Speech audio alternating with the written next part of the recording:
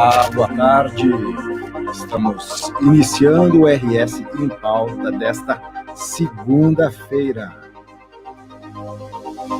Hoje, dia 1º de fevereiro, agora 1h01.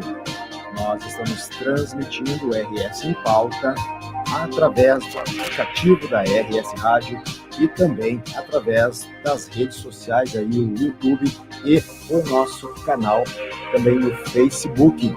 Se você ainda não se inscreveu nos nossos canais, aproveita para se inscrever aí e receber as notificações dos próximos programas.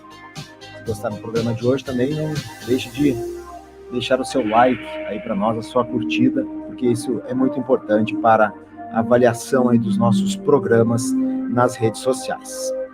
O programa reprisa hoje logo mais às 18 horas na programação da RS Rádio no site www.rsradio.com.br. O programa também pode ser acessado e ouvido pelo aplicativo da RS Rádio, tanto ao vivo agora durante o programa, agora a partir da 1h, quanto às 18 horas na programação também.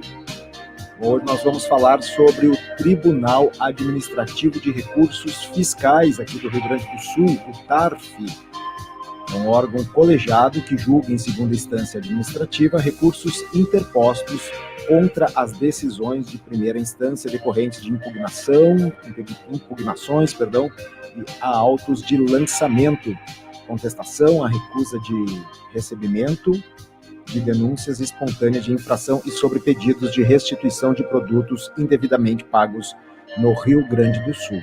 Para conversar conosco, estará aqui no programa a auditora fiscal aposentada Alice Greck, que foi recentemente empossada aí como juíza no tribunal administrativo, então, que é o TARF. A gente faz uma pequena correção na divulgação inicial. Nós tínhamos dito que a Alice havia sido empossada no cargo de presidente, mas não, foi empossada no cargo de juiz agora do tribunal. Feita a correção, então, lembrando ainda que hoje, no segundo bloco do programa, temos o quadro Economia com o auditor fiscal Christian Azevedo, todas as segundas-feiras aqui no RS em Pauta. Bom, mas antes da gente chamar a nossa entrevistada aqui, o LAC, para o programa, vou fazer a leitura, então, dos números da pandemia do coronavírus. Vamos atualizando, Hoje, então, dia 1º de fevereiro, no mundo, 103.034.951 pessoas já foram infectadas pelo coronavírus desde o início da pandemia. E o número total de óbitos está em 2.229.565.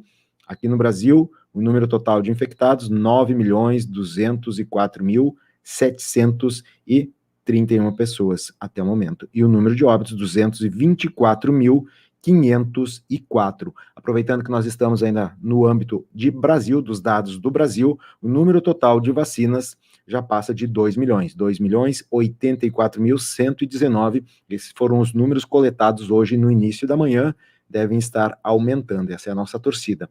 Aqui no Rio Grande do Sul, 547.282 pessoas já foram infectadas pelo coronavírus até o momento, e o número total de óbitos subiu para 10.669. Na capital gaúcha, Porto Alegre já contabiliza 88.067 pessoas infectadas, e o número total de óbitos, 2.141.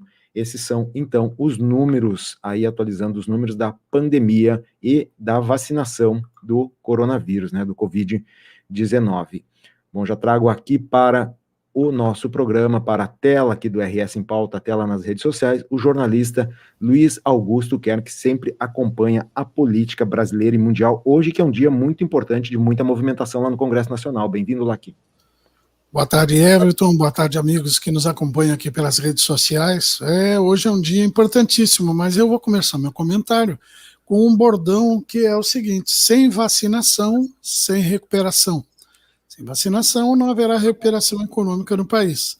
E esta deve ser a prioridade no Congresso Nacional, seja qual for o presidente da Câmara, seja qual for o presidente do Senado. Mas, hoje realmente é um dia muito importante lá, porque se decide quem comandará as duas casas, cada uma delas, nos próximos 2 anos. E a confusão é grande. O DEM, os democratas, que são do partido do Rodrigo Maia, que ainda é o presidente da Câmara até o final de tarde, né, decidiu retirar o apoio que tinha do partido ao Baleia Rossi e decidiu liberar o partido para votar em quem quiser. Esse racha levou o Rodrigo Maia à loucura, exatamente esse é o termo, a loucura, e a dizer o seguinte: ainda sou o presidente da Câmara até o final do dia. E, até o final do dia, eu ainda posso encaminhar um pedido de impeachment, que não irá ao plenário exatamente nesse momento, mas passaria por comissões, teria que ter uma série de regulamentação, mas liberado por ele tem que, o próximo presidente, que será provavelmente o Arthur Lira, terá que dar andamento ao processo. Depois do DEM, que rachou, se dividindo entre o apoio ao Baleia Rossi e ao Arthur Lira, agora o PSDB também decidiu liberar os votos dos deputados e aumentou a demandada do bloco do Baleia Rossi.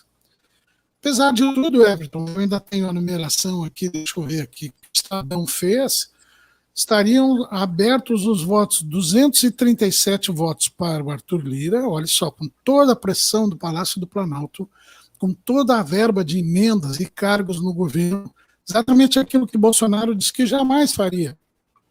Jamais iria negociar os bastidores para ganhar qualquer coisa. Quem acreditou, acreditou, né? Eu não acreditei. Ele tem 237 votos. O Baleia Rossi tem 133 votos. E há 27 votos em outros candidatos. Tem a Irondina, tem o Van Hatten, nosso deputado federal aqui do Rio Grande do Sul, que também concorre por fora. E tem 111 deputados que não abriram o voto, se negam a abrir o voto. Talvez esses votos sejam para Baleia Rossi, não se sabe. O certo, Everton, para encerrar o comentário, é que nós vamos entrar madrugada adentro, acompanhando essa votação.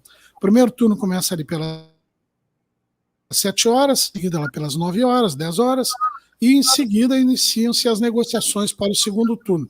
A previsão da própria Câmara é que os votos sejam definitivos e a escolha do candidato saia em torno de 13h30, 4 horas da manhã.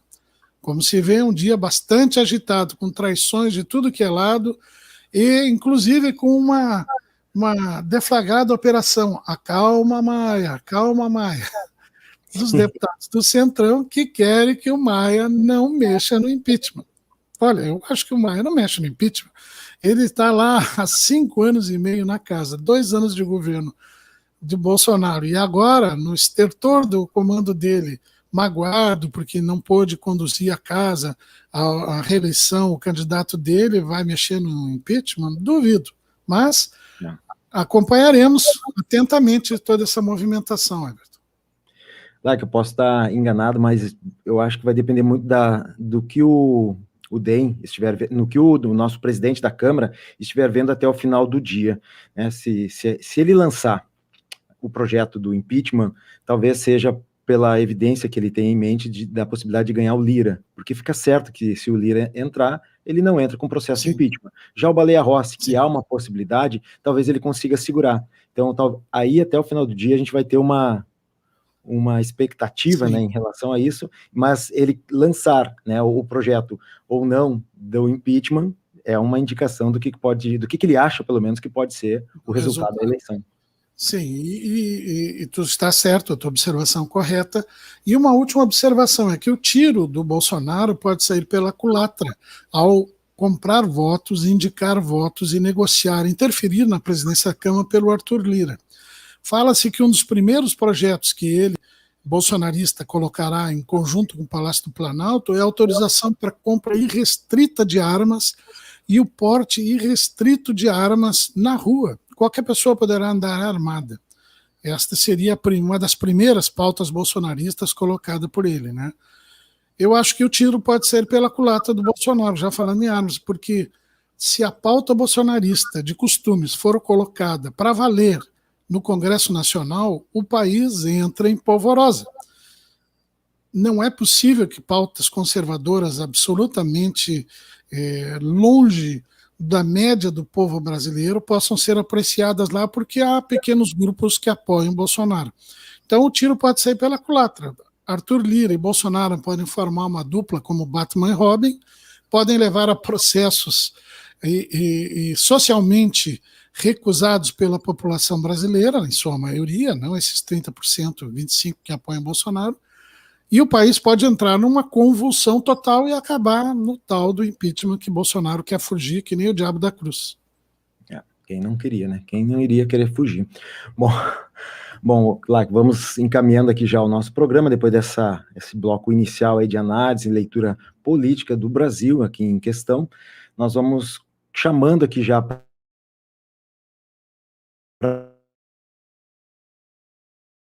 a nossa... Bem-vinda, Alice, tudo bem?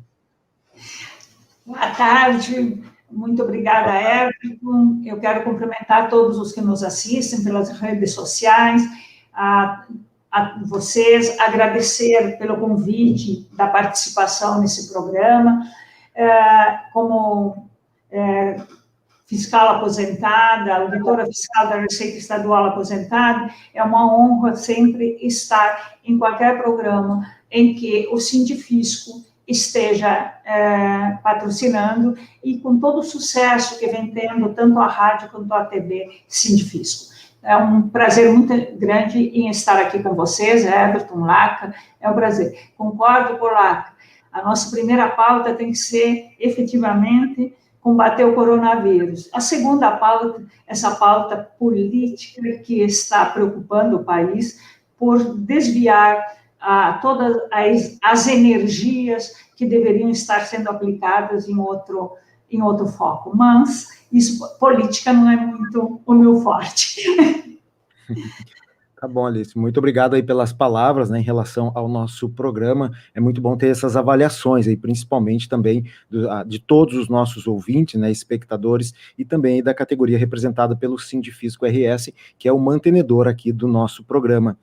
E também no que falastes agora, Alice, que és uma auditora fiscal aposentada, é uma das condições, inclusive, para atuar, se não me engano, no Tribunal Administrativo, né, no TARF. Então, eu gostaria já que tu fizesse uma apresentação para os nossos ouvintes, desde aqueles que já conhecem um pouquinho ou quem não conhece nada, né, o que é o TARF, né, o Tribunal Administrativo de Recursos Fiscais, localizado aqui, a sua sede aqui em Porto Alegre, no Rio Grande do Sul, como ele atua e quem são, né, os membros, qual é a composição do TARF? Bom, o Tribunal Administrativo de Recursos Fiscais do Rio Grande do Sul, só para se iniciar, ele foi fundado ainda em 1950, tá? Até no próprio site do TARF consta a lei, se eu não me engano, a lei 973 de janeiro de 1950. Então, é um tribunal administrativo extremamente antigo, e ele tem uma função muito nobre e sempre pautou por a aplicação do direito da melhor forma possível. A insegurança jurídica vai ter sempre, senão, inclusive, todos nós estamos assistindo à insegurança jurídica do próprio Supremo Tribunal Federal. Então, insegurança jurídica vai ter e não haverá, assim, nenhum lugar do nosso país, infelizmente, que possa dar 100% de segurança jurídica. O Tribunal Administrativo de Recursos Fiscais, ele julga em segunda instância tanto recursos do contribuinte, quanto recursos de ofício da própria primeira instância.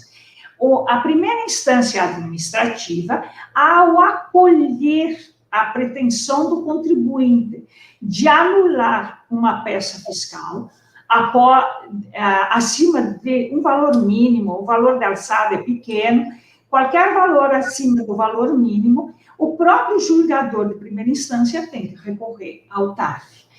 E também o contribuinte, se ele não se conforma com a decisão proferida na primeira instância, ele também recorre ao TARF. Tribunal Administrativo de Recursos Fiscais. Lá no TARF, como é que se processa? No momento, tem duas câmaras, a primeira e a segunda câmara. Não tem divisão por matéria. Os processos são distribuídos para uma ou para outra, independente da matéria. esse tribunal, como é que ele é composto? Ele é composto obrigatoriamente por, eu diria, não vou chamar de advogados, porque o fiscal de tributo, o auditor fiscal, ele é bacharel em direito, ele não pode ter registro na hora. Mas o tribunal é composto de todos os seus membros formados em direito, tanto suas presidências quanto a sua composição como juiz. Então, as duas câmaras, como é que são compostas? Nós temos um presidente de câmara e temos 4 juízes, sendo que 2 representam as entidades, FARSUL, FIERT, Federasul, e eu ainda chamo de OSERGS, embora hoje é sindicato, aí o jornalista me ajude. Eu sempre chamo de OSERGS, porque a lei também assim ainda denomina. A OSERGS, ela encaminha seus representantes. Então, nós temos as composições, elas são paritárias. 2 fiscais, auditores fiscais, obrigatoriamente auditor fiscal com curso de direito, nomeado pelo secretário da Fazenda, e nós temos 2 juízes representantes dos contribuintes, que estes também, obviamente, são nomeados pelo secretário da Fazenda, mas são indicados por entidades. Eles são indicados, no meu caso, eu fui indicada pela FARSUL, a Federação da Agricultura. Então, eu fui indicada e o secretário me nomeou. Eu vou, então, mas depois que se assume, não existe mais o representante do fisco ou o representante da fazenda. Passa a existir, sim, os julgadores, os juízes julgadores. Eles têm que julgar de acordo com o direito, de acordo com a lei. Eles não têm o poder de julgar contra a lei e nem contra a Constituição. Eles estão num trabalho de revisão administrativa. Não compete a eles a julgar ilegalidade de leis. Não compete a eles julgar inconstitucionalidades. Compete, sim, a eles aplicar a lei da forma posta. E essa presidência de Câmara e presidência do Tribunal, segundo a lei, ela é de livre escolha do secretário de Fazenda. O secretário de Fazenda, ele tem que escolher qualquer pessoa que preencha todos os requisitos de conhecimentos, de condutas, e que tenha, obviamente, curso de direito, preencha todos os requisitos e que seja equidistante das partes. Não pode ser um advogado tributarista militante e também não pode ser um auditor fiscal da Receita Estadual, da ativa, pelo menos, não pode ser da ativa.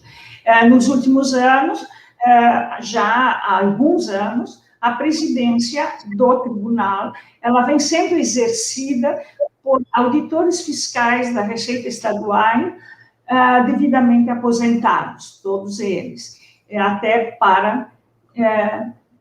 por causa que a lei ela pede que a presidência seja de livre escolha do secretário, mas que seja equidistante das partes. Dentro do tribunal também nós temos os defensores da Fazenda. O Tribunal Administrativo e Recursos Fiscais do Rio Grande do Sul, ele tem essa característica um pouco diferente dos demais conselhos ou tribunais. Quem defende a Fazenda, porque lá perante o tribunal, o contribuinte vai ter um advogado que vai defendê-lo. E a Fazenda, então, ela tem o defensor da Fazenda. Só que esse defensor da Fazenda, ele é auditor fiscal da Receita com curso de direito. Ele não é que nem no CARF, onde eu exerci, eu vou falar um pouco depois sobre o CARF, onde é a Procuradoria-Geral da Fazenda Nacional que defende a Fazenda. Aqui no estado do Rio Grande do Sul, quem defende a Fazenda é o defensor da Fazenda. Ele, na realidade, eu fui defensor da Fazenda por 5 anos e 3 meses e 2 dias. Os 2 dias foram os mais importantes, né? Eu fui defensora da Fazenda, à época, como auditora fiscal da Ativa, e, na realidade, o defensor da Fazenda, ele tem uma obrigação muito grande, porque, em verdade, quando a gente diz defensor da Fazenda, ele tem que dar um parecer, ele tem defender a Fazenda não significa querer manter uma peça fiscal ilegal. Não é isso defender a Fazenda. Ele tem que dar o parecer dele de acordo com a lei. Se há equívoco na decisão de primeira instância, se há equívoco, ele tem que, no seu parecer, manifestar a existência desse equívoco. Ele não defender a Fazenda não significa que é manter tributos que não são devidos pelo contribuinte.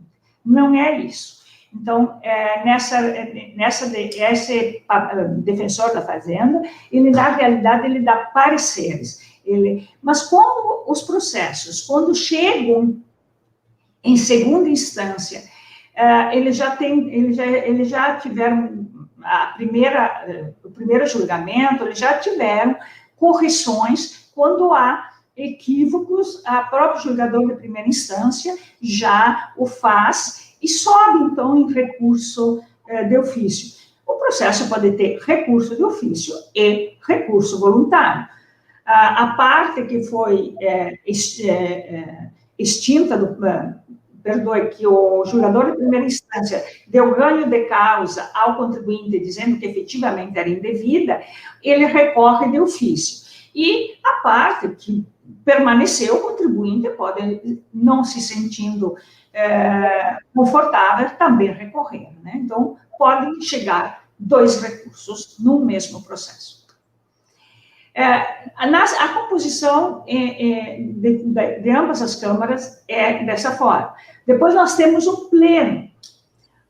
O tribunal pleno, ele é a soma das 2 câmaras, e aí sim ele é presidido pelo presidente do tribunal. O pleno, ele é presidido, hoje é o doutor Renato José Clausen, que é o nosso presidente do tribunal. Então, ele é presidido pelo presidente, que, claro, ele tem o poder do voto de desempate, porque no pleno nós temos 8 juízes, e por serem 8, há risco de ocorrer um empate. Nas câmaras também, por serem 4 juízes, há riscos de haver empate. Em havendo empate, os presidentes de câmara desempate, o presidente do pleno também. O presidente do pleno, ele também é presidente da primeira câmara. Então, ele exerce a presidência também da primeira câmara. Claro, depois nós temos o secretário-geral do TARF, que o secretário-geral, sim, ele tem que ser fazendário, não é obrigatoriamente, não precisa ser fiscal, auditor fiscal, ele é secretário. Atualmente é Agostinho, que ele é técnico de apoio fazendário. Ele está lá no tribunal há muitos anos, conhecedor profundo do tribunal, dos processos do tribunal, enfim, e das câmaras. Então, resumidamente, então, o nosso tribunal, ele é assim composto e ele se pauta pelo cumprimento da lei, pelo cumprimento da Constituição, e ele não é atividade dele decidir contra a lei. Ele não é, se a lei é ilegal, ele pode até entender que mas não pode decidir contra ela. O contribuinte, aí ele terá que recorrer ao Poder Judiciário. Salienta-se também que as decisões administrativas fazem coisa julgada contra a Fazenda. Por que elas fazem coisa julgada contra a Fazenda? Porque é uma revisão da própria administração, revisando os seus atos. Então, por isso, não tem lógica e nem sentido que se a própria administração revisa os seus atos, isso seja depois posto ao judiciário. Não faria sentido, então, a existência do próprio tribunal. O contribuinte, sim, o contribuinte pode ir às barras da justiça, mas por quê? Porque os tribunais administrativos, como eu frisei, eles não têm poder de dizer que uma lei é ilegal ou é inconstitucional, razão pela qual o contribuinte pode buscar a ilegalidade, a inconstitucionalidade de uma determinada lei, ou até de um decreto, etc., junto ao Poder Judiciário. Até porque, por exemplo, os convênios são todos eles implementados por decreto, e os convênios têm força de lei complementar. Então, isso, o julgador administrativo tem que obedecer, mas o Poder Judiciário pode interpretar que este convênio, que esta lei, ela é inconstitucional. Então, por esta razão, o contribuinte tem o poder, pode buscar a proteção jurisdicional. Alice, me perdoa, fiquei muito feliz de ver a tua manifestação em defesa da legalidade e, mais ainda, fiquei feliz, diferente de outros órgãos de Estado e órgãos públicos que agem diferente, de ver a necessidade que tu manifestasse do juiz dizer se aquele processo estiver errado ou aquela decisão não for de acordo com a lei, ele manifestar-se decisivamente em favor do cidadão, do contribuinte, né? Eu acho isso extremamente relevante na postura do TARF. Gostaria que tu ampliasse um pouquinho essa Sim, questão. Veja lá, né? Perdoe, já fui autorizada, antes de entrarmos no ar, de te chamar por LAC. LAC, veja bem, nós todos somos humanos a interpretar. Se não fosse assim, nós não teríamos justiça comum, justiça federal, Superior Tribunal de Justiça, Supremo, enfim, toda essa organização judiciária. Então, o fiscal, ele na melhor das intenções, ele pode interpretar equivocadamente o benefício, por exemplo. Entender que aquele benefício não cabe naquela situação. Ok. Aí, vejam bem, o judiciário passa a ser muito oneroso para o contribuinte, principalmente o judiciário gaúcho. O judiciário gaúcho é o mais oneroso de todo o país. Por que ele é o mais oneroso? Por que eu defendo tantos tribunais administrativos?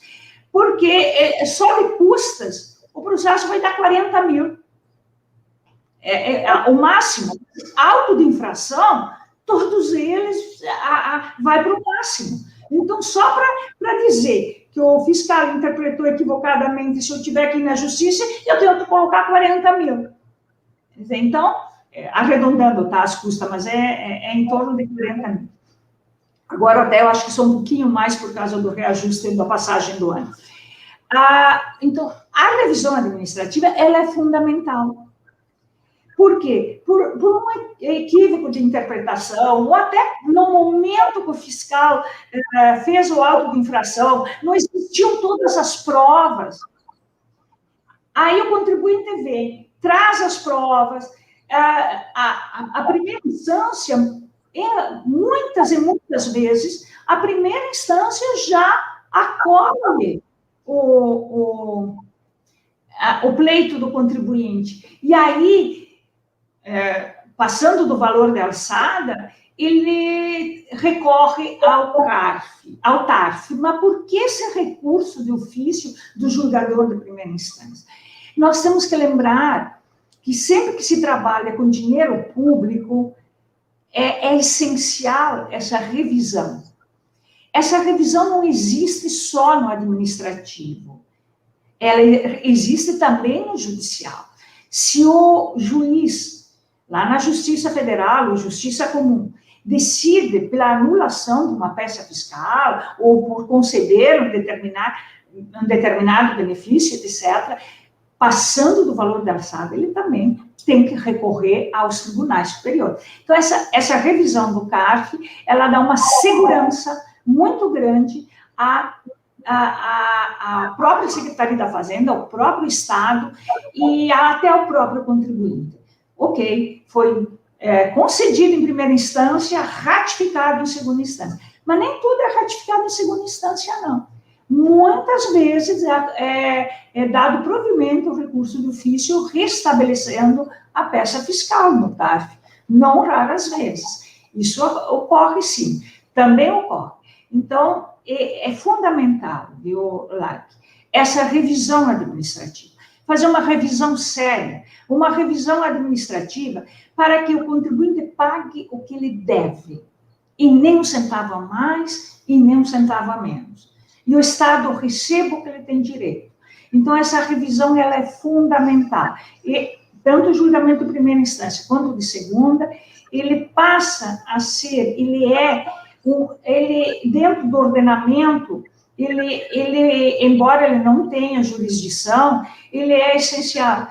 E como ele é uma revisão administrativa, como o próprio Estado está revendo seus próprios atos, aí que eu vou querer discutir um pouco o voto de qualidade, o voto de desempate versus o voto de qualidade, que eu vou querer depois, no momento oportuno, falar um pouco sobre isso. Mas eu vejo assim, eu tenho muito carinho pelo processo administrativo. Diríamos o seguinte, tanto quando era auditora fiscal da Receita Federal, que eu fui por 5 anos defensora da Fazenda, que sempre que havia equívoco, eu dava meu parecer devolvendo por fiscal complementar, ou, enfim, ou pedindo a nulidade da própria peça fiscal, sempre me manifestei de acordo com a lei, e também pelos 5 anos que eu fiquei no CARF, no Conselho Administrativo de Recursos Fiscais em Brasília. Eu brinco e digo, eu fiquei antes das Zelotes, durante e após Zelotes.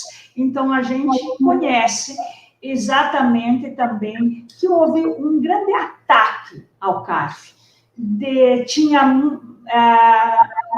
Vamos usar um jargão popular, tinha tanta fumaça e praticamente a inexistência de fogo.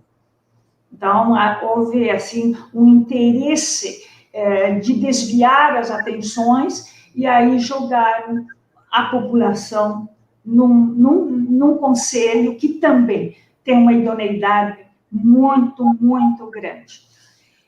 E seria a mesma coisa que nós afirmar. Alice, eu queria aproveitar esse ponto. Eu queria aproveitar esse ponto para te encaminhar uma pergunta, para a gente não deixar passar muito tempo de alguns pontos que tu colocas aqui, né? Vão surgindo as perguntas. Primeiro, mandar aqui um abraço para o Vicente Busatti, que está na escuta conosco e fez um comentário, dizendo que é uma aula sobre o TARF, né? Onde o contribuinte tem a oportunidade de ter um julgamento profissional. Vicente, que está nos acompanhando aqui também. Um abraço para a Iris Mar Tavares da Silva, Marlene Azevedo, também o Alberto Reis de Azevedo, que estão conosco aqui. A pergunta, Alice, que eu te faço é, quando um contribuinte entra com um processo e nesse processo a revisão é feita a favor dele, mas este mesmo contribuinte ele é devedor do fisco, como fica essa situação daí? Mistura, vamos supor, os débitos com o que ele já deve, ou o processo é visto de forma individual e separada? Não, o processo vem de forma totalmente individual e separada. O contribuinte pode estar devendo o que a gente sempre chamei como fiscal, imposto em atraso, imposto informário, ele pode estar devendo sobre outros assuntos que o caso específico é analisado abstraindo-se, até ele pode ser um devedor contumaz, que o processo em si, ele é analisado abstraindo-se tudo isso. A gente analisa o processo, aqueles fatos, aquele fato gerador e aqueles fatos descritos pelo fiscal no auto de lançamento. Nós aqui no estado do Rio Grande do Sul denominamos de auto de lançamento, mas é sinônimo de auto de infração. Mas nós aqui, a denominação é auto de lançamento, que inclusive ela segue o Código Tributário Nacional, que também chama de auto de lançamento. Então, é totalmente abstraído. Inclusive, eu sempre tive o cuidado, tanto no CARF e como no TARF, e mesmo como defensora da Fazenda, eu nunca li, em primeiro lugar, o nome da parte. Eu só lia no final. Até porque no final tem que ler, porque eu não posso julgar, de acordo com a lei, se for parente até terceiro grau e tal. Mas eu, em regra, mesmo no CARF, quando me dei por impedido, eu já tinha lido o processo todo, já tinha todo o meu posicionamento, e aí eu disse, poxa, perdi tempo, eu tenho que me dar por impedido. Mas é importante, realmente, a maioria dos julgadores não se atém ao nome da parte. Como diz, Alice, como diz o ministro do Supremo, Marco Aurélio Mello, processo não, né? Processo não tem capa, não interessa quem é. Exatamente. Exatamente. Ele não são os fatos que constam do processo. Perfeito. Só fazer uma pequena interrupção aqui, Lac, para não deixar passar durante o programa, a Folha de São Paulo noticiou, agora nós estamos colocando aqui no nosso rodapé, aqui, que o Lewandowski, o ministro, levantou o sigilo e deu acesso a 50 páginas de conversa de Moro com a Lava Jato. Aí vão ter novos desdobramentos aí desse processo agora, com esse levantamento de sigilo aí pelo Lewandowski. Sim, o Moro orientando como o Ministério Público deve proceder, como deve fazer, encaminhando testemunhas contra algumas pessoas. Perfeito. Alice, um outro pontinho já que levantasse aqui para nós e que é do conhecimento público em relação às Zelotes, né? Tu que acompanhasse, esse processo já encerrou totalmente as Zelotes ou está tendo algum desdobramento em relação às dívidas das empresas, né, que estiveram envolvidas com esse processo? Olha, as Zelotes tem aí 99% dos casos, a justiça disse que eram ilações, não tinha o fato de alguém... eu até evitei, quando eu saí do CARF, para não dizer, demorei quase 5 anos para fazer a primeira sustentação oral, para voltar ao CARF como advogado. Demorei um tempo bastante longo. Então, a 90% de todas as acusações foram, já a justiça diz que eram ilações, não tinha provas, não tinha absolutamente nada. E quanto à distribuição dos processos, foi mudado o sistema e pronto. Se havia ou não havia, ninguém vai poder, não tem como averiguar. O que o CARF está fazendo é então, logo, por isso que existe durante as Zelotes, era uma distribuição pública dos processos através de um sistema eletrônico, tá? Onde os processos, então, eu pegava o processo que caía na minha mão e acabou. Porque a distribuição era feita manual e ela levantou suspeitas de que seria direcionado. Tipo assim, ali se concedia, tendo recibo médico, ali se dava ganho de causa ao contribuinte. Eu não queria saber se tinha pago com cheque, com cartão de crédito. Tem recibo? Tem. Bom, então o fisco que vai atrás do médico que deu o recibo falso, mas não vem me incomodar o contribuinte que declarou isso na declaração de imposto de renda. Por exemplo, aí eu concedia. Então, poderia direcionar esse tipo de processos para mim, porque sabiam já meu posicionamento, que foi o que houve acusação nesse sentido. Eu vejo que as Zelotes não deixou, muito antes, pelo contrário, não arranhou nem um pouco a confiabilidade do CARF, tanto é que agora, há pouco, teve uma lei, a Lei 13.900, 988, ela é de 2019, eu digo pouco, porque para nós do direito tributário, um ano e pouco, é muito pouca coisa, que ela veio e acabou com o voto de qualidade. E ela, sendo que as turmas também são paritárias, só que a turma lá é um pouco maior, é 4 representantes do contribuinte e 4 representando o fisco, também são paritárias, o risco de dar empate, o risco de haver interpretações que dêem empate é muito grande. Em caso de empate, essa nova lei, ela dá ganho de causa ao contribuinte. E aí eu discordo.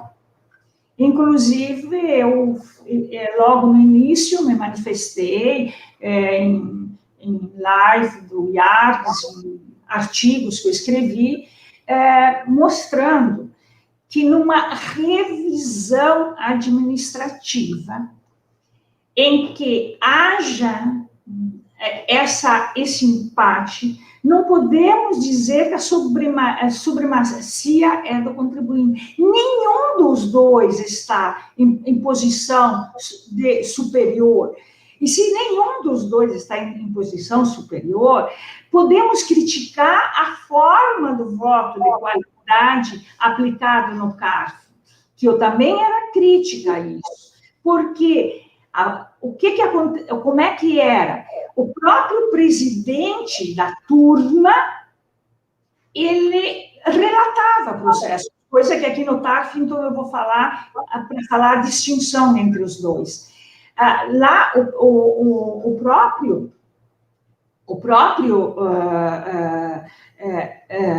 presidente da turma relatava o processo. Então, não era justo que, quando desse empate, ele tivesse mais um voto em cima do processo dele. Desempatava mais um voto, não importa se fosse a favor do contribuinte ou contra o contribuinte, ele possuía mais um voto. E como lá, obrigatoriamente, o presidente tem que ser fazendário, é diferente também, não é que, mas o auditor da Receita Federal, então ele puxa sempre para o fisco. Não, é a forma de interpretar. O que eu afirmo? Eu tenho conhecimento de tecido fiscal somado ao conhecimento da advocacia, ao conhecimento de tecido secretária de Fazenda, ao conhecimento todos, a soma deles, ela te leva a interpretações diferentes, porque tu soma conhecimentos. Então, eu podia ser até crítica ao voto de qualidade, da forma que era feito. Mas eu sou mais crítica ainda de que ele não exista empate e o contribuinte ganhou. Não. Eu aqui até quero citar o professor Roque Carrasca, que ele diz assim, por exemplo, um trechinho até que eu anotei, me permitam ler. Em boa verdade científica, o interesse fazendário não se confunde e nem muito menos sobrepaira ao interesse público. A ele se subordina, e assim somente poderá prevalecer quando ambos estiverem em perfeita sintonia. Ok, eu concordo com o professor Roque Carrasco. Efetivamente, o direito público não se sobrepõe ao privado, não existe isso. Mas é direito... Não, ele não se sobrepõe. Ao contrário, o fisco tem que cumprir o direito público. A administração se subordina ao direito público. Então, o direito público, ele não se sobrepõe ao direito privado. Ambos estão no mesmo nível. Mas se estão no mesmo nível, vamos raciocinar numa revisão administrativa. Volto a frisar, uma revisão em que o próprio Estado está revendo seus atos. Como pode, em caso de estar em iguais posições, em caso de empate, haver ganho de causa para esta ou para aquela parte? Não há. Não há. Então, a lei como está hoje no CARF, ela é uma lei complexa. Como é que nós vamos fazer uma revisão administrativa que, havendo dúvida na aplicação de uma lei, dá ganho de causa para o contribuinte? É uma lei tendenciosa, então, ela já tem... É complexo. Nós aqui, no estado do Rio Grande do Sul, o voto de desempate pertence a alguém que não relata o processo. Uhum. E ele é equidistante das partes, pelo menos o que a lei diz, ele tem que ser equidistante das partes. Ok, ele tem que preencher uma série de requisitos de honestidade, de competência, enfim, todos os requisitos, mas ele tem que ser equidistante das partes. Então, o voto dele, a favor do fisco ou a favor do contribuinte, é um voto totalmente não é para ter nenhuma tendência, é para ser um voto de aplicação da lei. E como se trata de uma revisão administrativa, eu penso o contrário, que em caso de dúvida na aplicação da lei, se mantenha a peça fiscal, porque ela poderá ser discutida pelo contribuinte lá no judiciário, se aquela aplicação da lei é legal, inconstitucional, etc., pode ser discutido no judiciário pelo contribuinte. Agora, pelo Estado, não. Então, para manter igualdade de armas, é necessário que, se eu tenho dúvida na aplicação da lei, que eu aplique a lei assim como ela está. Porque é isto que os tribunais administrativos têm que fazer, é aplicar a legislação, e se ela tem algum problema, podem até sugerir que essas leis sejam alteradas, mas não interpretar contra a lei. Então, há uma diferença muito grande entre o voto de qualidade que foi extinto. Então, veja-se bem, se nós avaliarmos após Zelotes, houve uma lei que elimina, inclusive, o voto de qualidade. O que os senhores me dizem? Eu entendo que a Zelotes veio confirmar a qualidade dos seus quadros do CARF, a qualidade dos julgadores, a seriedade dos julgamentos, a ponto de decidir ter uma lei que diga, embora, como eu volto a frisar, eu acho que ela ficou em igualdade de armas, dá ganho de causa por um lado, seja qual for, está errado. Não estou dizendo, e aqui, nesse caso específico, em igualdade de armas, quem ganha é o contribuinte. E ela veio, acho que após Zelotes, veio confirmar que o Conselho Administrativo e Recursos Fiscais de Brasília é um órgão técnico, sério e competentíssimo, com julgadores, assim, de primeira linha da área do direito tributário. E lá se faz muita justiça, se corrige muitos erros, e, como eu disse, claro que se tem a forma de cada um. Por exemplo, a lei diz que eu tenho, para abater o imposto de renda, eu tenho que ter um recibo médico. Pois é, em nenhum momento a lei diz que eu tenho que ter um recibo médico, depósito do dinheiro pro dentista ou pro médico, o cartão de crédito, ou não sei. Até porque eu pessoalmente, se eu vou fazer uma consulta particular, que é 150, 200 reais ou 300, eu, em regra, pago em dinheiro. Mas eu tenho que provar o saco do dinheiro no banco, mas eu saco 3, 4 mil e fico 2 meses sem mais sacar dinheiro no banco. Então, há formas diferentes, sim, de se interpretar a mesma lei, mas dentro da interpretação que cada um dá.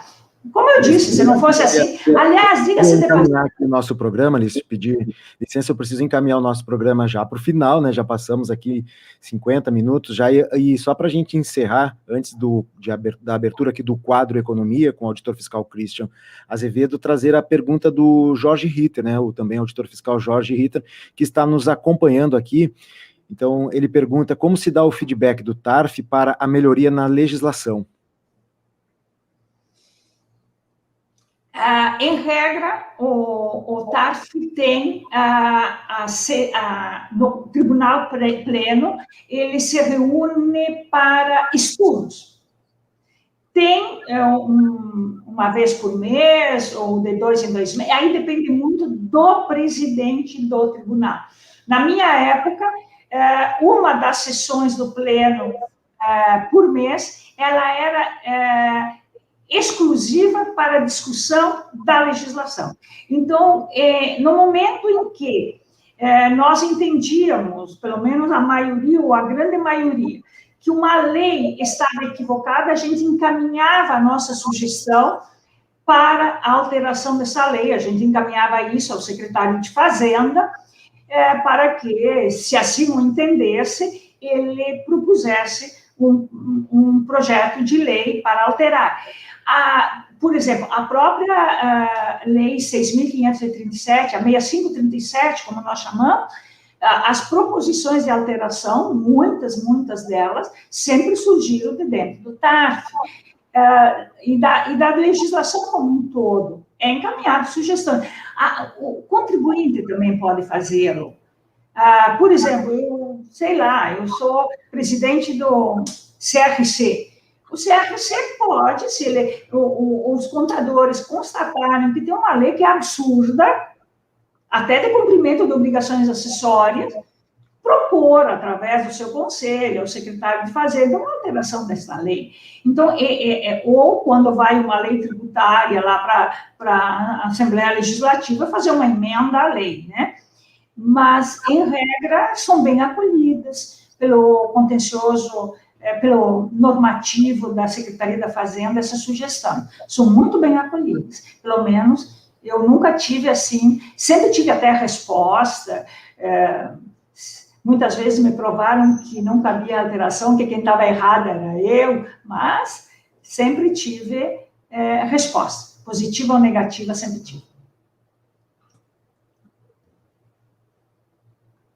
Tá certo, então, muito obrigado aqui pela sua participação, auditora fiscal Alice Grech, então, juíza agora do Tribunal Administrativo de Recursos Fiscais aqui do Rio Grande do Sul, obrigado pela participação e por explicar aí para os nossos ouvintes, né, dar conhecimento do funcionamento, enfim, vários temas relacionados a esse tribunal tão importante aqui para os nossos contribuintes. Uma boa tarde, Alice. Boa tarde, e, mais uma vez friso, o contribuinte deve se valer desse meio de recurso que, além de ser gratuito, ele é feito por pessoas técnicas, pessoas competentes, e que certamente vai ajudá-lo em muito na definição na definição do pagamento daquele tributo. Tá certo. Agradeço a Everton, Lac, enfim, me coloco à disposição para qualquer eventual questionamento, até em paralelo, que possa surgir alguma dúvida. Obrigada a todos. Certo. Muito obrigado, então, vamos direto agora para o comentário de economia do auditor fiscal Christian Azevedo. Bem-vindo, Christian. Muito obrigado, Everton, muito obrigado, Lac, meus parabéns, cumprimentar a colega auditora fiscal da Receita Estadual, Alice Grech, pela posse recente aí no importante órgão da Secretaria da Fazenda, que é o Tribunal Administrativo de Recursos Fiscais. E parabenizar também a RS Rádio por, mais uma vez, trazer este tema do Tribunal Administrativo para nosso programa. Porque é um órgão que, apesar de sua importância, e como bem frisou a colega Alice ao final da sua fala, apesar de poder ser muito útil aos contribuintes e ser tocado de forma bastante técnica. Aqui fica a minha saudação também ao presidente Renato Calcin, do Tribunal Administrativo de Recursos Fiscais. Apesar de toda essa importância e utilidade e necessidade que tem o tribunal, ele, infelizmente, ainda é pouco conhecido do público de modo geral. Então, fica aqui os parabéns para a RS Rádio por mais uma vez trazer o tema, e acredito que a gente tem aqui, de tempos em tempos, ajudar justamente na divulgação desse importante órgão da Secretaria da Fazenda, esse órgão que a gente gostaria, né, a gente preconiza que seja mais utilizado para que as questões, boa parte delas que não necessitam, de repente, ir para a esfera judicial, sejam resolvidas na esfera administrativa, porque aí todos saem ganhando, os contribuintes, o Estado, os cidadãos, de modo geral. Mas o meu comentário de hoje, Everton Lack, é sobre o pagamento em dia do funcionalismo público aqui no estado do Rio Grande do Sul. No dia 27 de janeiro, o governador Eduardo Leite fez uma live, mais uma de suas lives, né, e depois teve ampla repercussão na imprensa. Ele fez um anúncio. O compromisso do Estado em quitar a folha do funcionalismo público estadual até o mês de abril. Bom, do ponto de vista político, teve uma repercussão relevante, né? Sem dúvidas, né? O anúncio tem um grande significado, politicamente falando, porque tem possíveis repercussões até mesmo para a eleição de 2022, em que se cogita a participação do nosso governador Eduardo Leite na chapa a ser formada pelo PSDB. Assunto que o Lack já trouxe aqui, já discutiu com os ouvintes. Bom, do ponto de vista econômico, porém, há também um grande significado, que talvez não esteja recebendo tanta atenção. Afinal de contas, parece que todos, incluindo os próprios servidores públicos, se acostumaram com os atrasos e parcelamentos.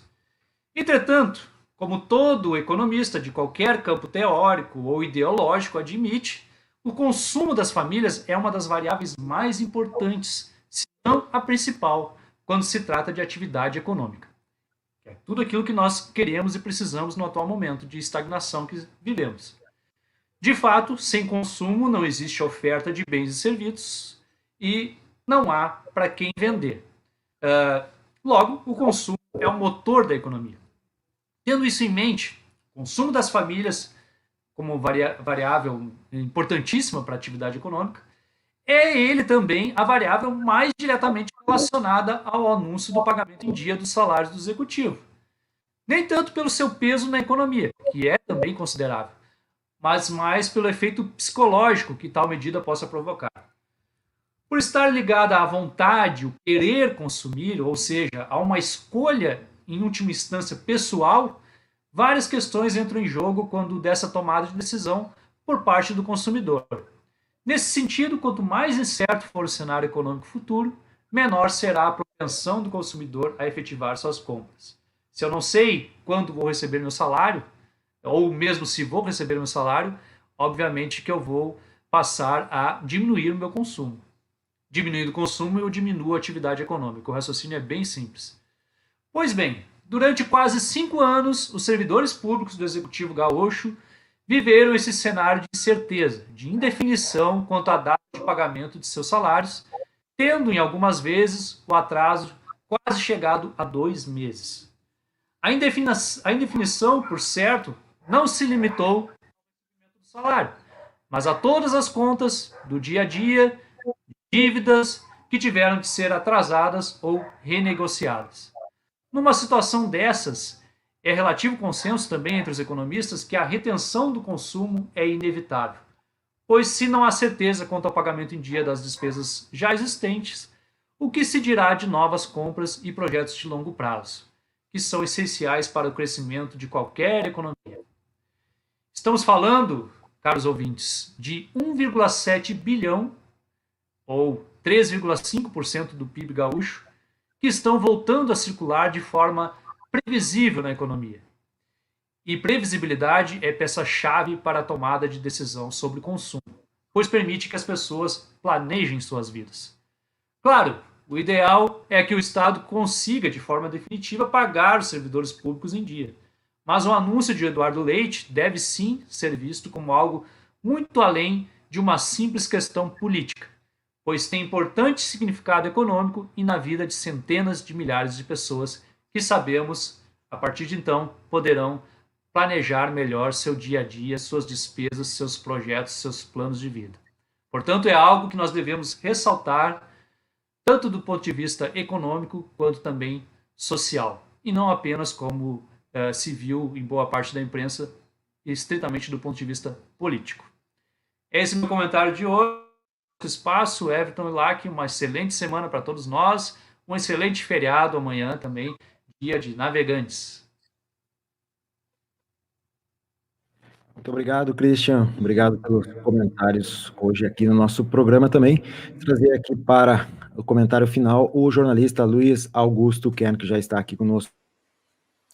Everton. Comentário final hoje aqui do nosso programa. Sim, está cortando muito o meu sinal aqui, eu acabei falando em cima da tua fala.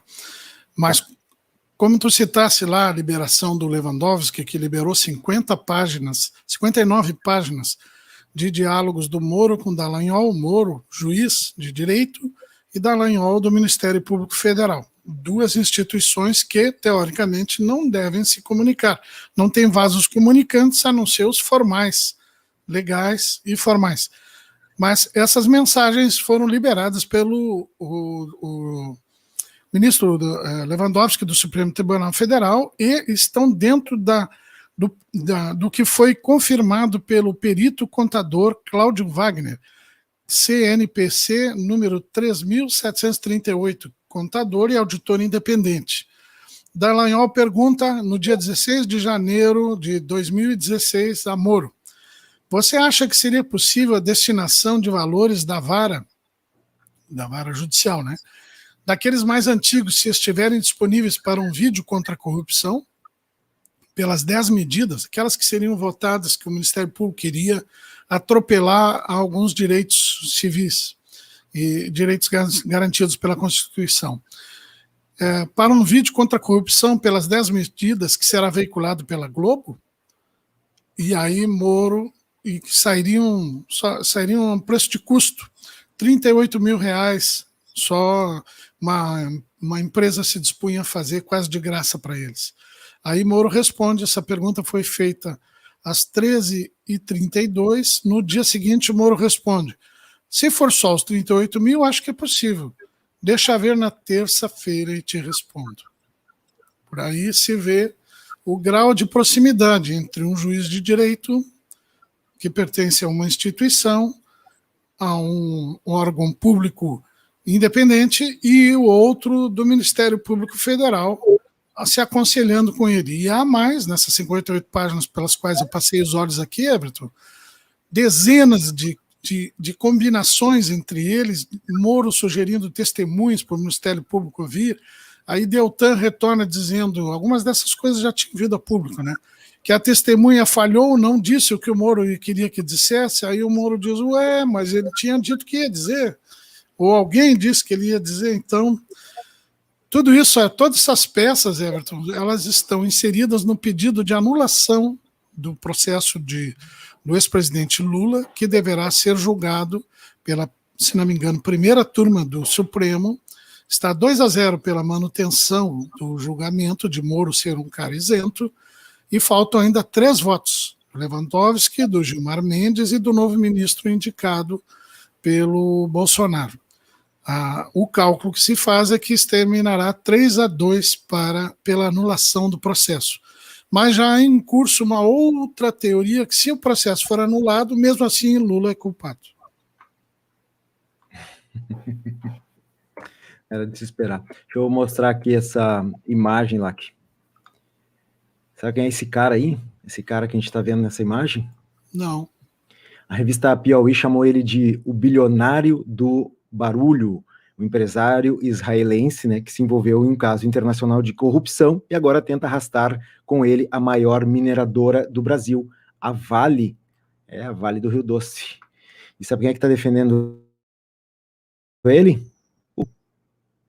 Com todas as informações que o Moro tem, que muitas autoridades aí não têm acesso ao processo da Lava Jato, e o Moro tem, porque ele já teve, né, defende aí, então, este bilionário do barulho, como diz a revista Piauí, que tem interesses em minerar aqui com as mineradoras do nosso estado brasileiro.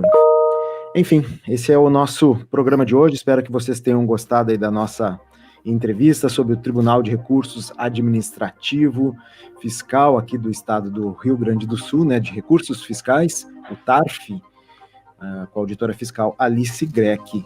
Amanhã novamente estaremos aqui, amanhã é feriado, nós não estaremos no programa, mas na quarta-feira, dia 3 de fevereiro, vamos falar com outra auditora fiscal, desta vez a Berenice Longo, né, auditora fiscal também aposentada, que é autora do livro Meu Olhar. Vamos falar com ela sobre este processo de virar escritora e depois da aposentadoria, a Berenice Longo, que também é advogada. Um grande abraço a todos e até quarta-feira.